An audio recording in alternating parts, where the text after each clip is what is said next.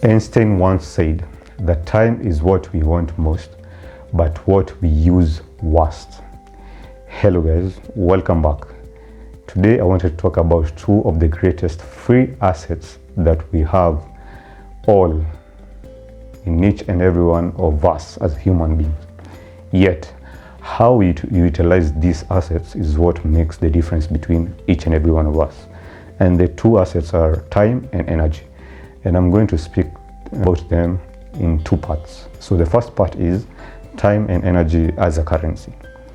So I'm going to relate time and energy as a currency so the first point is time and energy, they are both finite, just like a currency is. So in any economy or any country that has a feasible economy, there's a certain amount of printed currency that country has printed so as to keep the economy afloat. Or we take a look at things like maybe cryptocurrency, like Bitcoin. So there are certain amounts of Bitcoin that have been mined so as to keep the supply of it afloat. And in the same manner, we all have finite energy and time. And what I mean by this is that there's a limit to the time that we are going to spend here on earth.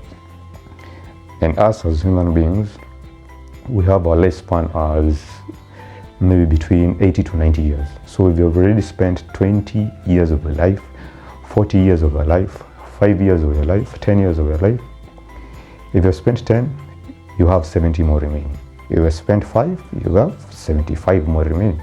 If you've spent 40, then you have 40 more remaining. So our time is limited. So as maybe the time in each and every single day, we have 24 hours in a day. So you have spent already 6, you're remaining with 14. Sorry, you're remaining with 18.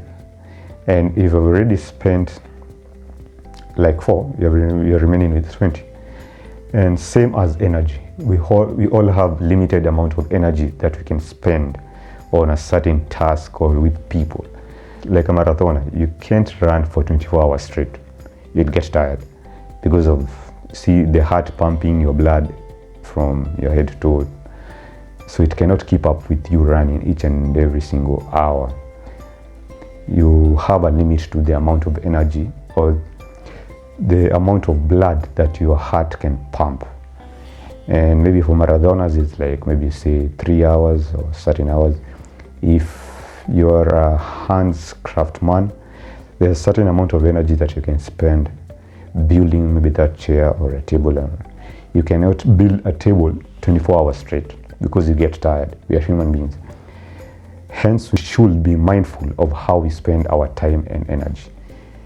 Because, like I've said, 1, they are finite.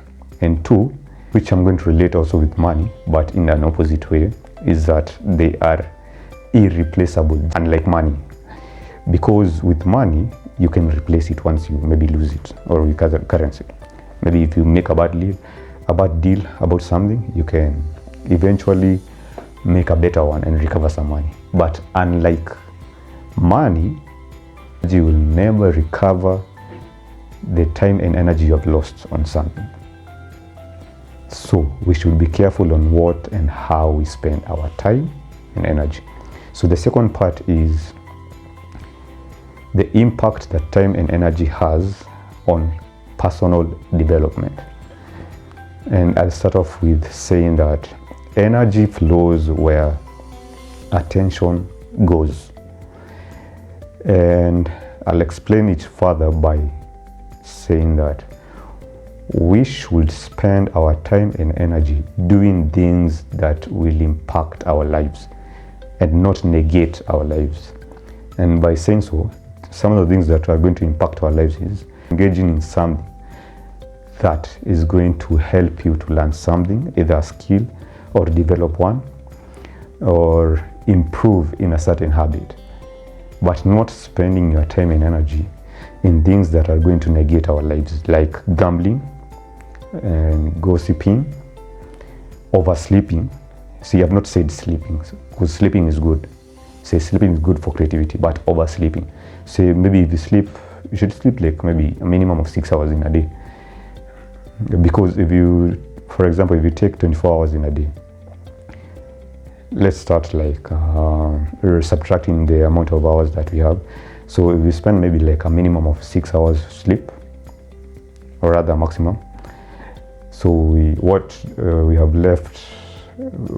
left with 18 hours in a day. So that's 6 hours out, 18 hours left. So if you maybe are commuting to go to work each and every single day, take like 4 hours, maximum of 4 hours to and from your home to your workplace in a day. So you are left with 14 hours. And we take that 1 hour of maybe eating. We are left with 13 hours. And we take maybe another 1 hour of relaxing, because it's good to relax. Even go to social media and maybe seeing some news and so on. So you are left with 12 hours in a day. You see, already half of your day is spent on doing things that maybe for relaxing and not necessarily building yourself. So we should be mindful of how you spend the other 12 hours. Because you see, in a year, like this year, we have 366 days. So already half of the days are not being spent doing things that are going to move you forward in your life. So hence we should be more careful on where we direct our energy and our time each and every single day, because we are limited on the two. And the other part is we should also be careful on who we hang around with majority of the time. The people you spend your time with and energy, you should be careful about them, because I'll say that you are an average of the majority of people you spend your time with. Eventually you are going to develop their character and their habits. So if you hang around people who are self-driven, they take time very cautiously. They're effective in how they manage their time, how they read. Maybe they read a novel or a self-help book, or they learn a skill each and every single day. They dedicate maybe 1 or 2 hours in learning a skill, reading a book, doing some exercise. So eventually, if you hang around them too much, you will eventually morph into them, into their character. You start developing their character, how they do things. So that's why it's important to look at your circle, the people you spend among the greatest amount of time with, and the people you hang around with each and every single day. So you should see if their characters and their habits, if you were to do what they do, if they will move your life forward in terms of maybe earning more money or developing a skill that will eventually make you earn more money. And if you see that the habits will lead to an opposite direction, well, I think so it's time to change your circle, the people you hang around with. And as I finish, I'd like to say that your time and energy are the keys for unlocking your fullest potential.